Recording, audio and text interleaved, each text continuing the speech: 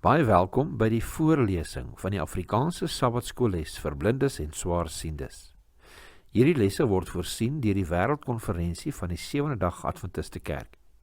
Die voorlesing van die les word aan u gebring deur SSL in samewerking met Adventiste Wêreldradio Afrikaans en word voorgeles deur Marlena Nel.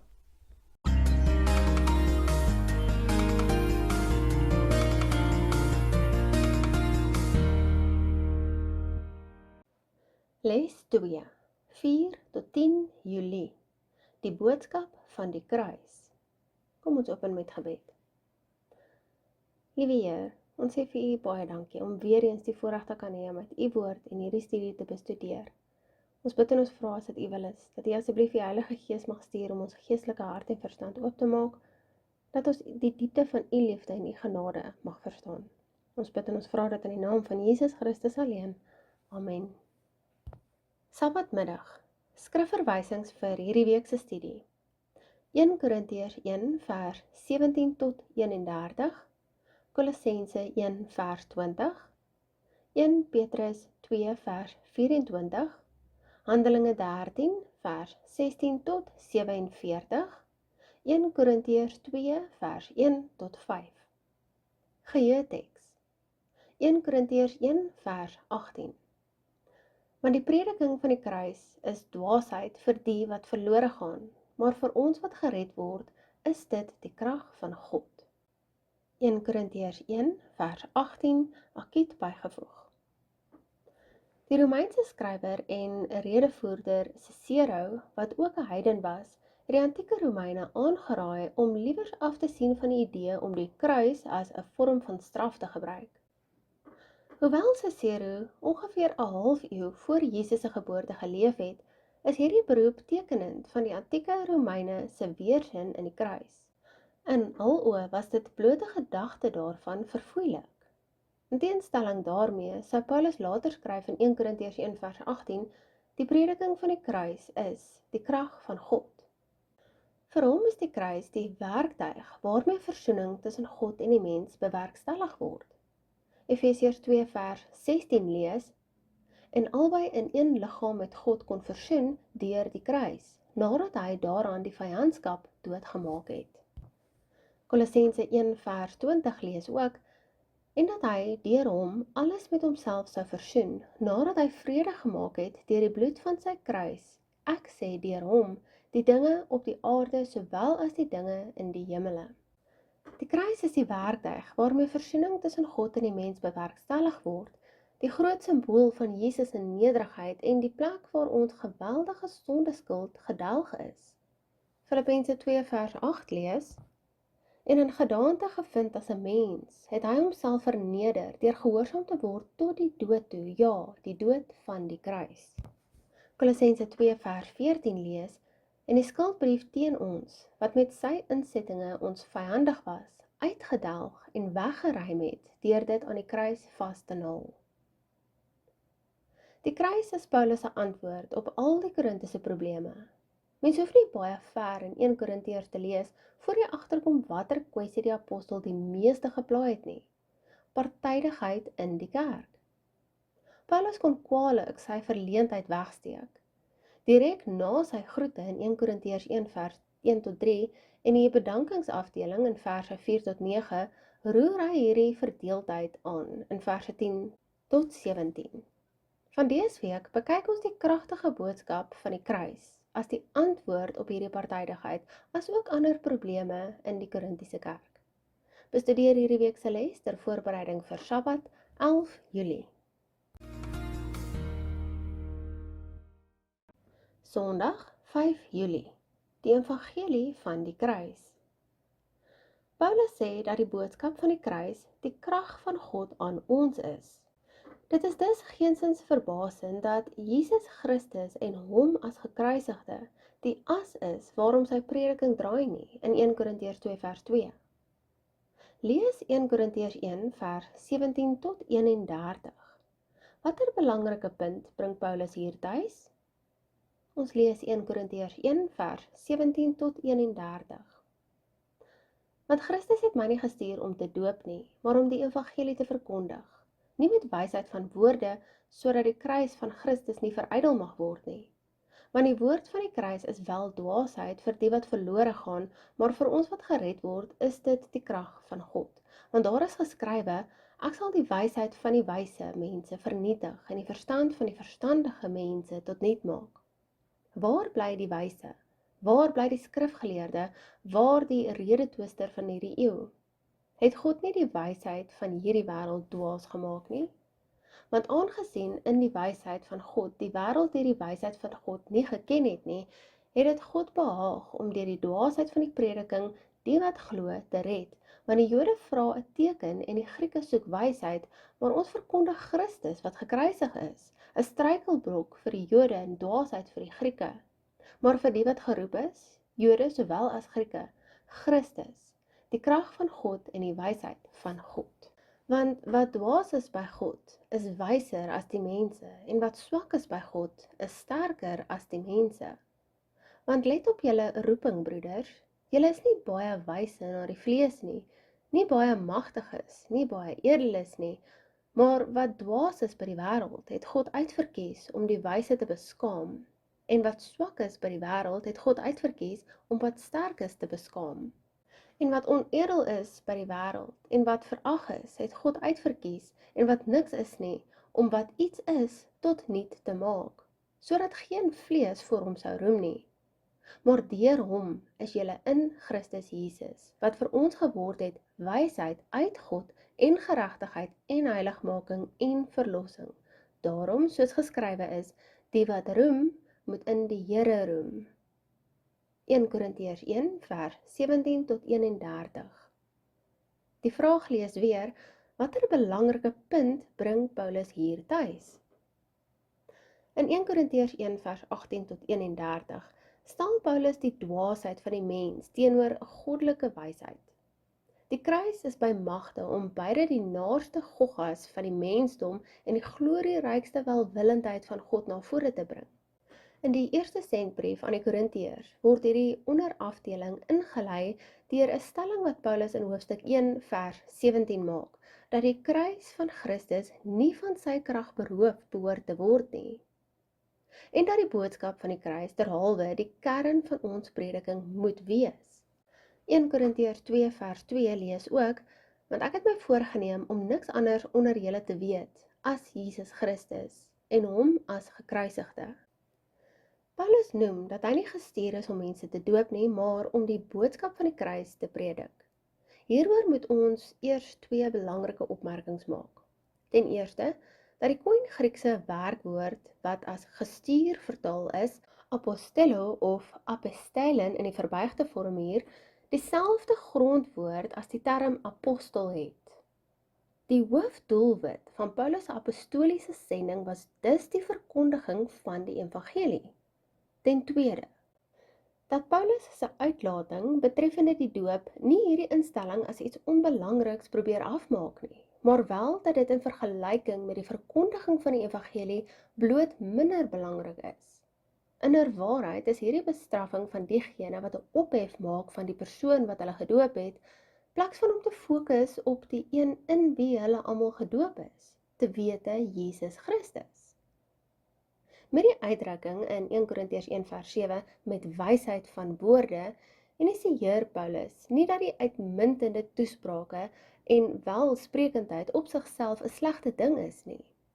Die punt is bloot dat die boodskap van die kruis nie onder menslike wysheid of die slim woorde van die mense begrawe behoort te word nie. Hierdie sinsnede verwys spesifiek na die Grieks-Romeinse redenaarskins. In Athene het Paulus logika, wetenskap en filosofie ingespan in sy uitreikwerk, maar met min sukses.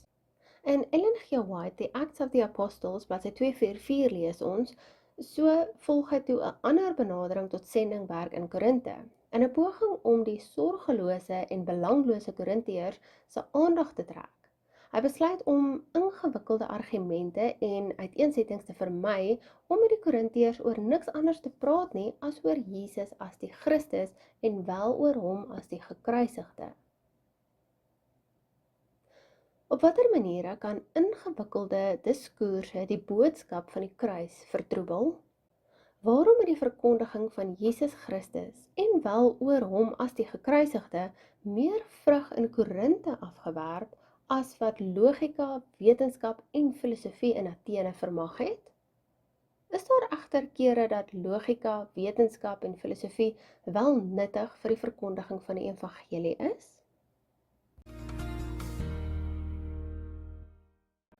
Maandag 6 Julie.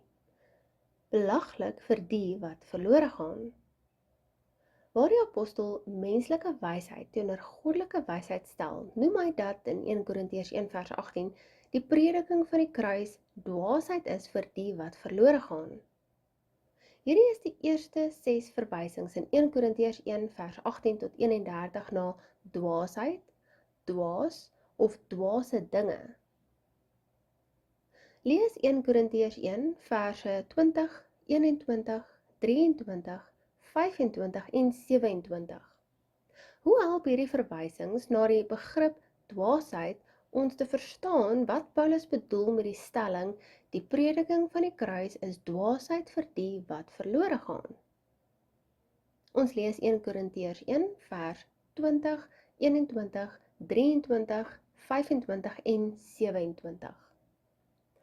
Want aangesien die wysheid van God, die wêreld deur die wysheid van God nie geken het nie, het dit God behaag om deur die dwaasheid van die prediking die wat glo te red. Maar ons verkondig Christus wat gekruisig is, 'n struikelblok vir die Jode en dwaasheid vir die Grieke. Want wat dwaas is by God, is wyser as die mense, en wat swak is by God, is sterker as die mense. Maar wat dwaas is by die wêreld, het God uitverkies om die wyse te beskaam, en wat swak is by die wêreld, het God uitverkies om wat sterk is te beskaam. 1 Korintiërs 1 vers 20, 21, 23, 25 en 27. Die Koine Grieks wat in 1 Korintiërs 1 vers 18 as dwaasheid vertaal word, is moria. Hierdie woord kom slegs 5 kere in die Nuwe Testament voor, almal in die eerste sendbrief aan die Korintiërs. 1 Korintiërs 1 vers 18, vers 21 en 23, asook hoofstuk 2 vers 14 en hoofstuk 3 vers 19. Hierdie en ander aanverwante woorde kom etlike kere in die Nuwe Testament voor, waarvan die helfte in Paulus se sendbriewe aangetref word. Baie van die Nuwe Testamentiese gebruike van hierdie ooreenstemmende woorde verskyn in 1 Korintiërs. Die dwaasheid waarvan Paulus in 1 Korintiërs 1 verse 18 en 23 praat, het nie eintlik met 'n gebrek aan intellek te maak nie, meer met immorele denke en gedrag, of 'n gebrek aan insig, of selfs 'n rebellie teen God. Dit verklaar waarom dwaasheid en sy verbuigings asook sinonieme telkens in 1 Korintiërs te sprake kom. Let op die omgewing waarin Paulus hom hier bevind. Hy kom na Korinte, 'n plek wat vreeslik trots op hul sogenaamde kennis, wysheid en kulturele verfynheid is. In hierdie milieu praat hy met sy gehoor oor 'n Galileese Jood, Jesus van Nasaret, wat deur die Romeine gekruisig is en toe uit die dood opgestaan het. En dit om vergifnis van sonde te bring, nie net vir sy gehoor nie, maar vir die hele wêreld. Party het dalk gedink, hy skeer seker die gek, nê? Probeer hy ons vir die gek hou? Diep, splinternuwe filosofiese idees is waarna hulle gesmag het. Idees wat met filosofiese tegnieke uitmekaar getrek en ontleed kon word. Maar die dinge wat hierdie man pas kwyt geraak het, klink na pure waansin en bog. Geen intelligente en geleerde Korintiër kon dit ernstig opneem nie. Hoe dwaas Paulus se boodskap ook al vir hierdie heidene geklink het, dit was veel erger vir party van die Jode. Die boodskap van die kruis kon hulle nie sluk nie. Watter Jood wou hoor dat Rome die langverwagte Messias gevange geneem en tereggestel het? Die Messias was veronderstel om die Romeine omver te werp, nie om deur hulle gekruisig te word nie. So uit die staanspoor het Paulus baie dinge wat teen hom tel in Korinte. Desnieteenstaande is siele, Jode en nie-Jode, vir Christus wen. Wat leer ons hieruit? Watter teenkanting ons ook al in die gesig staar, God het sy mense wat ontvanklik vir die waarheid is. Wat ons moet doen is om gereed te wees, dat God ons as sy werktuie kan gebruik om na hierdie mense uit te reik, waar hulle ook al hulle self mag bevind. selfs in plekke wat net so sleg of dalk slegter as wat die Korinte destyds was.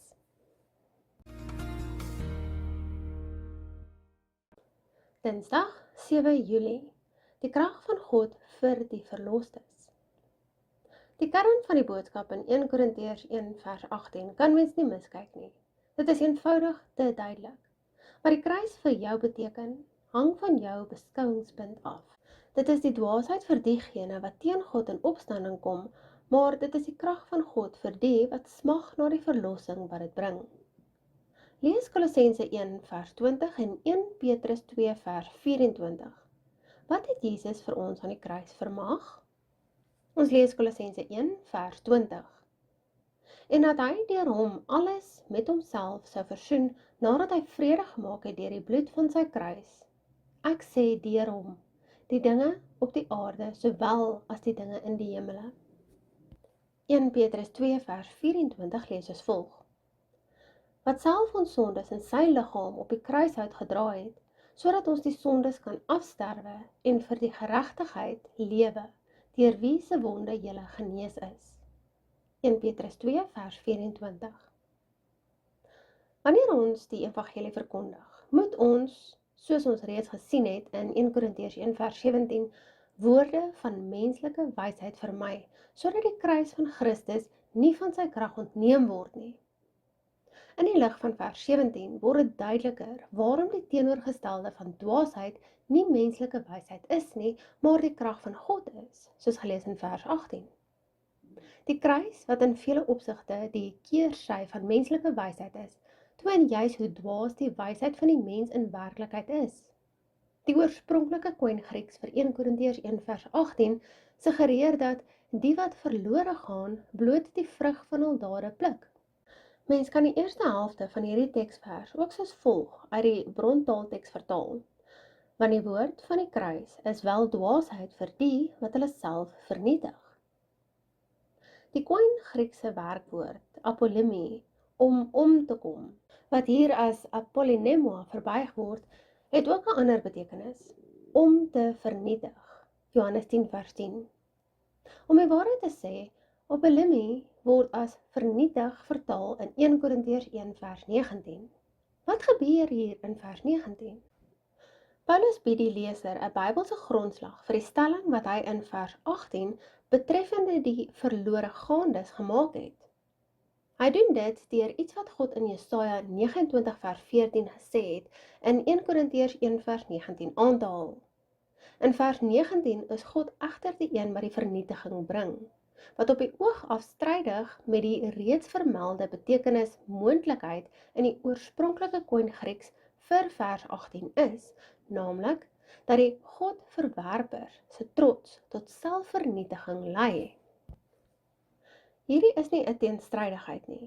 Die idee is dat God die selfvernietigende proses wat rebelse trots klaar begin het, bloot ter wille van ingryping aanhelp en voltooi. In teenstelling met die verlore gaandes, dui die sinsnede in 1 Korintiërs 1 vers 18 vir ons wat gered word op die feit dat verlossing slegs van die Here afkom. Wat Paulus hier indirek sê, is dat ons gered word en derhalwe nie ons self red nie. Selfredding is immers iets wat niemand kan doen nie. Ons verlossing lê buite die mens, by God. Vernietiging is dus iets wat ons oor onsself kan bring, met verlossing as die teendeel, 'n geskenk. Verlossing is 'n genadegawe aan die sondaar. Soos duidelik uit 1 Korintiërs 1 vers 21 blyk, is God die een wat elkeen red wat in hom glo.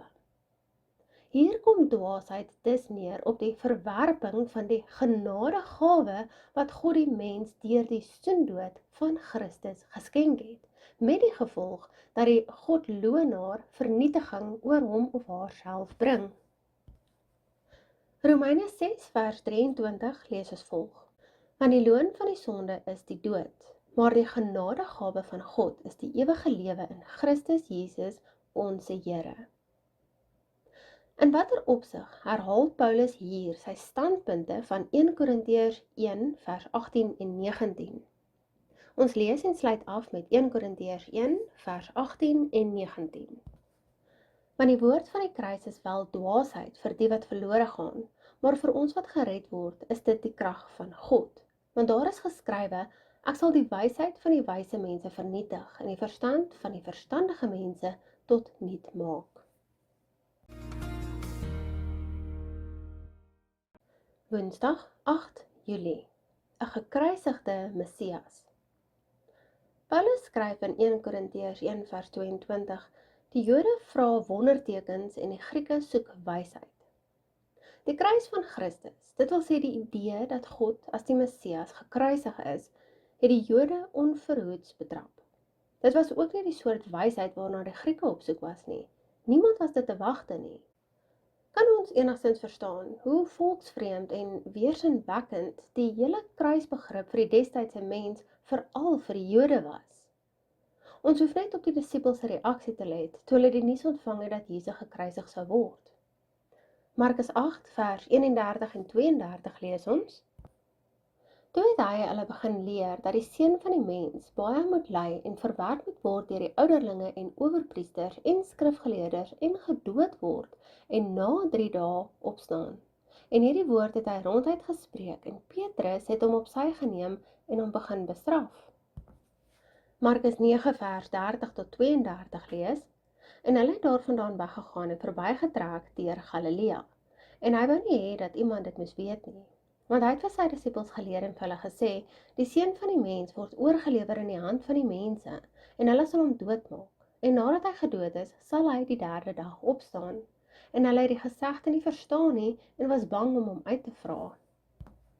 Markus 10 vers 32 tot 34 lees: En hulle was op die pad, terwyl hulle opgaan na Jerusalem, en Jesus het voor hulle uitgegaan, en hulle was verbaas, en terwyl hulle volg, het hulle gevrees. En hy het weer die 12 by hom geneem, en aan hulle begin vertel die dinge wat met hom sou gebeur.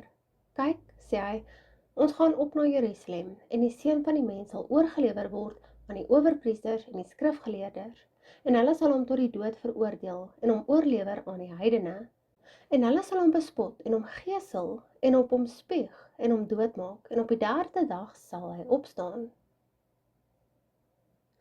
Soos ons reeds gesien het, was die Jode 'n Messias te wagte, wat die Romeine sou oorwin. Dit is nie wat met Jesus gebeur het nie. Dit wil sê, hy het nie in 'n militêre of wêreldse sin van die woord oorwin nie. Die kruis is reeds eeue lank 'n simbool van die Christelike geloof. Die meeste 21 eeuse Christene begryp kwaliek hoe onsinnig die idee van 'n gekruisigde God vir die mense van die eerste eeu geklink het. Die feit dat die boodskap van die kruis destyds soveel skok ontlok het, maak dit juist die moeite werd om behoorlik te bepeins. Hierdie prentjie van 'n gekruisigde Messias toon aan die ganse heelal hoe ver God bereid was om te gaan en ten einde die verlossingsplan deur te voer. Die blote idee van die kruis en dat die Here daaraan gesterf het, is verbasendwekkend genoeg vir die sondige mense hier op aarde. Stel jou net voor in watter lig die sondelose wesens wat God, die Seun in die hemel, persoonlik geken en aanbid het, dit beskou het. Lees Handelinge 13 vers 16 tot 47, veral verse 26, 38 en 47. Wat leer ons hieruit oor die betekenis van die kruis van Christus? Ons lees Handelinge 13 vers 16 tot 47 en sal klem lê op verse 26, 38 en 47. Toe staan Paulus op, wink met die hand en sê, Israeliete en julle wat God vrees, luister. Die God van hierdie volk Israel het ons vaders uitverkies en die volk verhoog toe hulle ons bywoners in Egipte land was en met 'n hoë arm hulle daaruit gelei. En omtrent 40 jaar lank het hy hulle in die woestyn verdra. En 7 nasies het hy in die land Kanaan uitgegroei en hulle land deur die lot aan hulle uitgedeel. Daarna omtrent 450 jaar lank het hy rigters gegee tot op Samuel die profeet. En van toe af het hulle 'n koning begeer en God het aan hulle gegee Saul, die seun van Kis, 'n man uit die stam van Benjamin, 40 jaar lank. En nadat hy hom afgesit het, het hy Dawid vir hulle verhef as koning, van wie hy ook gesê en getuig het, ek het Dawid, die seun van Isaïe gevind, 'n man na my hart, wat al my welbehae sal doen. Uit die nageslag van hierdie man het God vir Israel volgens die belofte Jesus as verlosser verwek, nadat Johannes voor sy koms eers die doop van bekering aan die hele volk van Israel verkondig het. En toe Johannes aan die einde van sy loopbaan gekom het, het hy gesê, wie dink julle is ek? Ek is dit nie, maar kyk, hy kom na my, wie se skoen ek nie waardig is om van sy voet los te maak nie. Vers 26. Broeders, kinders van die geslag van Abraham, en die onder julle wat God vrees, vir julle is hierdie woord van verlossing gestuur. Want die inwoner van Jerusalem en hulle owerstes het hom nie geken nie, en deur hom te veroordeel, het hulle die woorde van die profete vervul wat elke Sabbat gelees word.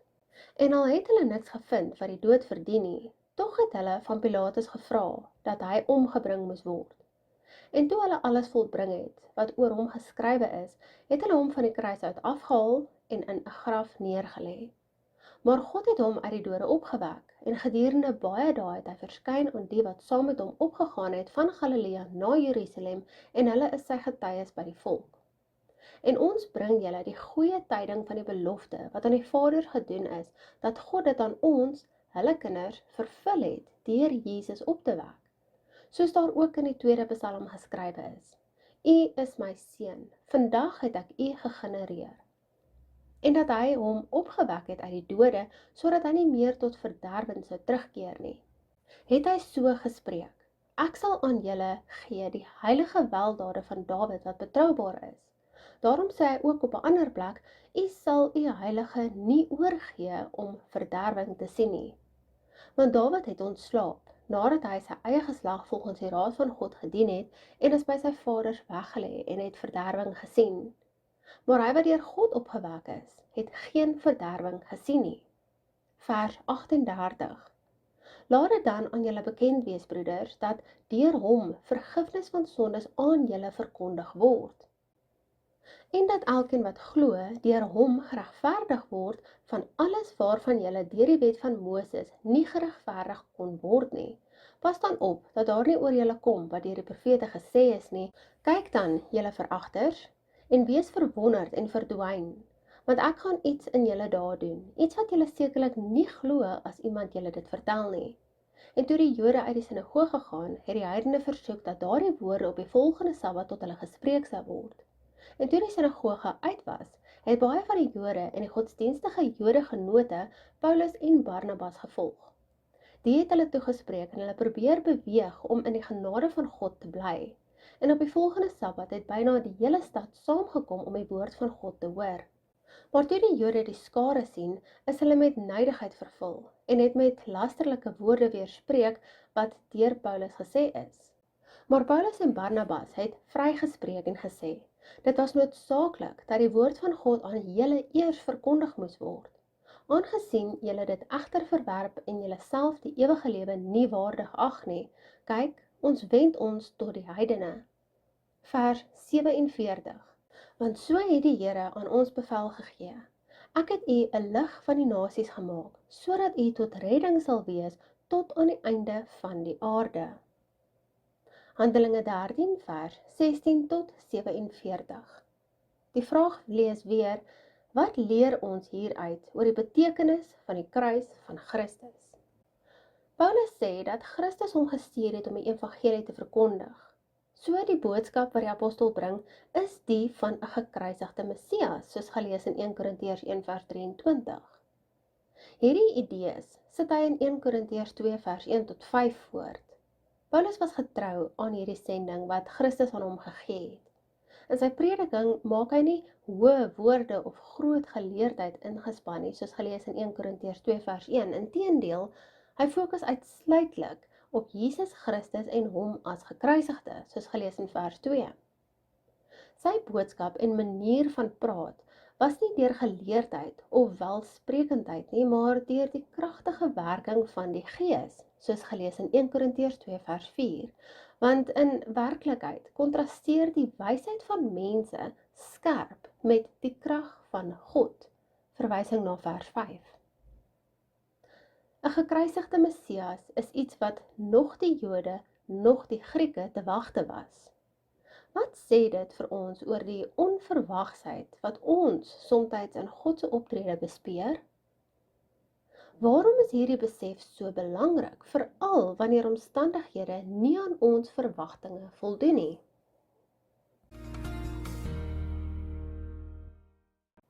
Donderdag 9 Julie. Christus, die krag en wysheid van God. Ons lees 1 Korintiërs 1 vers 19, 20, 30 en 31. Want daar is geskrywe: Ek sal die wysheid van die wyse mense vernietig en die verstand van die verstandige mense tot niet maak. Waar bly die wyse? Waar bly die skrifgeleerde? Waar die redetwister van hierdie eeu? Het God nie die wysheid van hierdie wêreld dwaas gemaak nie? Maar deur hom is julle in Christus Jesus, wat vir ons geword het wysheid uit God en geregtigheid en heiligmaking en verlossing. Daarom, soos geskrywe is, die wat roem, moet in die Here roem. In 1 Korintiërs 1 vers 19, 20, 30 en 31 noem Paulus hoe dat God se wysheid en die van die mens hemelsbreed van mekaar verskil en derhalwe nie versoenbaar is nie. Let egter op die feit dat Paulus nie wysheid op sigself beskou verwerp nie. Wat hy wel verwerp is die soort menslike wysheid wat met die van God probeer meeding. Tog is die wysheid van die mens nie in staat om ons van ons sonde te verlos nie. Slegs Christus, hy wat die wysheid van God is, kan hierdie dinge vir ons vermag. Let op die volgende tabel. Die tabel bestaan uit 6 blokke, 2 blokke van bo tot onder en 3 blokke van kant tot kant, bo en onder. Die eerste blok lees: maar vir ons wat verlos word. Die blok langsom lees: is die boodskap van die kruis, die krag van God. Die blok langsom 1 Korintiërs 1 vers 18. Die tweede blok van bo: maar vir ons almal wat deur God geroep is. Die blok langsaan is die gekruisigde Christus, die magtige kragwerking van God en die wonderlike wysheid van God. Die blok langsom 1 Korintiërs 1 vers 24. In 1 Korintiërs 1 toon beide verse 18 en 24 dat Christus die krag van God is, in die sin dat hy in staat is om die mens van sonde te red. 1 Korintiërs 1 vers 21 sê wel: God het inderdaad in sy goedheid besluit om deur die prediking wat vir die wêreld onsin is, die te red wat glo. Die sinsnede is ons wat verlos word in vers 18, die wat glo in vers 21 en ons almal wat deur God geroep word in vers 24, dui op dieselfde groep mense. Te wete diegene wat deur geloof 'n persoonlike belewenis van verlossing het. Romeine 1 vers 6. Ja, die evangelie van Christus is 'n krag van God tot redding vir elkeen wat glo. Christus is nie net die krag nie, maar hy is ook die wysheid van God. Dit beteken dat God deur Jesus die sondeprobleem die hoofgebied en opgelos het. 'n Probleem wat die menslike wysheid nie by magte was of is om op te los nie. Aardse wysheid kan nie die mens tot 'n kennis van God bring nie, 1 Korintiërs 1 vers 21. Let op die teendeel. Deur Christus ontvang ons die wysheid van verlossing deur geloof in Jesus Christus. 2 Timoteus 3 vers 15 lees soos volg: En dat jy van kleins af die heilige skrifte ken, wat jou wys kan maak tot saligheid deur die geloof in Christus Jesus. Lees 1 Korintiërs 1 vers 24 tot 29. Let op sekere begrippe soos dwaasheid, swakheid, krag en wysheid wat in verskillende vorms in hierdie skrifgedeelte voorkom. Wat probeer die apostel hier tuisbring? Ons lees 1 Korintiërs 1 vers 24 tot 29.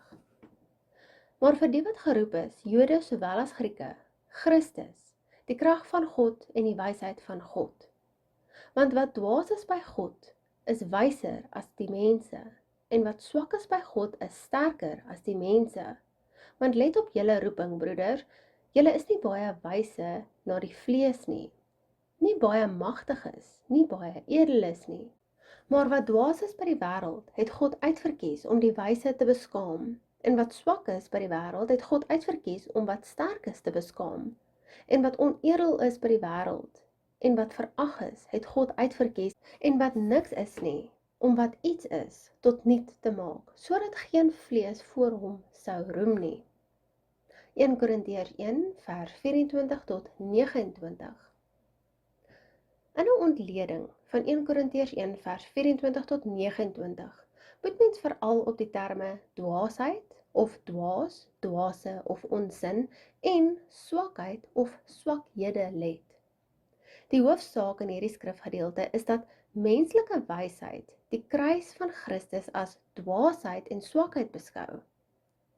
1 Korintiërs 1 vers 25, wat egter vir die wêreld die onsin van God is groter wysheid as die wysheid van mense, en wat vir die wêreld die swakheid van God is groter krag as die krag van mense. Die sinsnede is die onsin van God en die swakheid van God beteken nie dat God swak of dwaas is nie. Dit is bloot 'n poëtiese tegniek om juis die teendeel te beklemtoon, naamlik dat God se krag en wysheid ver bokant die mensin is. Bepeins die volgende woorde in vers 26. Dink maar net, broeders, aan wat julle was toe julle geroep is. Volgens die opvatting van mense was daar nie baie geleerdes of baie invloedrykes of baie mense van aansien onder julle nie. Wat is Paulus se boodskap hier aan jou en aan my? Vrydag 10 Julie. Vir verdere studie, Ellen G. White, Calvary, bladsy 741 tot 757, The Desire of Ages. Die volgende aanhalings gaan ons lees uit Ellen G. White, The Acts of the Apostles, bladsy 245 en 246. In die gedagtes van miljoene mense is die kruis van Christus 'n gedenkteken van iets heiligs, met die tonele op Golgotha wat 'n gewyde onsag by die sulkes werk. In teenstelling met die moderne gelowige, het die kruis in Paulus se tyd uiters negatiewe reaksies ontlok, te wete weerstand en afgryse. Om iemand wat 'n kruisdood gesterf het as 'n verlosser van die mensdom te verkondig, sou uiteraard tot teenkanting en bespotting gelei het. Paulus het al te goed geweet hoe beide die Jode en die Grieke van Korinthe sy boodskap sou ontvang. Op die Jode het 'n boodskap gewag wat baie in die gehoor sou omkrap. Die Grieke sou dit as 'n dwaase en absurde leer afmaak. Sy poging om te toon dat die kruis enigsins iets met die opheffing of verlossing van die mensdom te doen het, sou hulle as suiwer kranksinnigheid beskou. Vir Paulus het alles juis om die kruis gedraai. Dit was sy groot belangstelling. Vandat sy loopbaan as vervolger van die gekruisigde Nasareëner se volgelinge skielik tot 'n einde gebring is, kon hy nie ophou om te roem op die kruis van Christus nie. Op daardie dag ontvang hy 'n visioen. Die oneindige liefde van God in die vorm van die soendood van Christus word aan hom geopenbaar. Sy lewe word op 'n wonderbaarlike wyse getransformeer. Al sy planne en doelwitte word in pas met die hemel gebring. Hier is wat Paulus besef en persoonlik beleef het. Dat wanneer 'n sondaar die Vader se liefde aanskou, soos dit in die soendood van sy seun uiting vind en hom of haar dan aan die wil van God oorgee, bring dit 'n hartsverandering mee, waarna Christus die middelpunt van hulle lewe en van die lewe self is. Ellen G. White, The Acts of the Apostles, bladsy 245 en 246. Vrae vir bespreking. Vraag nommer 1. In die tuin van Getsemane het Jesus gebid in Matteus 26 vers 39, My Vader, as dit moontlik is, laat hierdie lydingsbeker by my verbygaan. Wat sê dit vir ons oor die geweldige prys wat Jesus aan die kruis betaal het? Vraag nommer 2. Paulus skryf in 1 Korintiërs 1 vers 25, hierdie goddelike dwaasheid is oneindig wyser as enige menslike wysheid. In watter opsigte is die wysheid van God heeltemal anders as die van die mens? Vraag nommer 3. Die boodskap van die gekruisigde Christus was 'n struikelblok vir die Jode en dwaasheid vir die Grieke. Watter Bybeltemas wat ons vandag predik, kan dieselfde uitwerking op moderne aanhoorders hê, en hoe so? Vraag nommer 4. Let op Paulus se woorde in 1 Korintiërs 2 vers 14. Die mens wat nie die gees van God het nie, aanvaar nie die dinge van die gees van God nie. Die vraag is net, hoe verkondig ons Jesus aan sulke mense op 'n wyse wat wel tot hulle spreek? Moet ons hulle liewer slegs deur ons optrede probeer bereik? Kom ons sluit af met gebed. Liewe Vader, ons dank U dat die boodskap van die kruis steeds die krag van God tot redding is. Liewe Vader, help ons asseblief en gee ons die wysheid, liefde en nederigheid wat ons nodig het wanneer ons oor Jesus met ander praat. Help ons om soos Paulus getrou die waarheid van die kruis te verkondig en op U Gees te vertrou om harte te raak. Ons bid dit in die naam van Jesus Christus alleen. Amen.